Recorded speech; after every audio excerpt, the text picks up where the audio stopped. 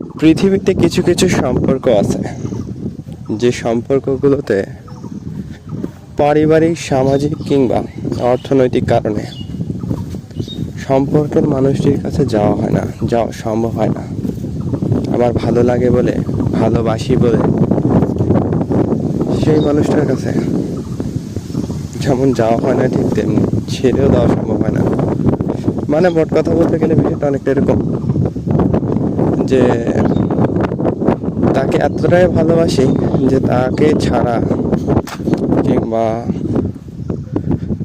তাকে নিজের কাছ থেকে দূরে সরিয়ে দেওয়া অসম্ভব। যদিও বা সেটা সম্ভব হয়, সেটা ভীষণ কষ্টের। আর একটা পদ্ধতি আছে, আর তার কাছে যাওয়াও সম্ভব হয় না সামাজিক, পারিবারিক বা অর্থনৈতিক কারণে। অদ্ভুত না? আসলে অদ্ভুত।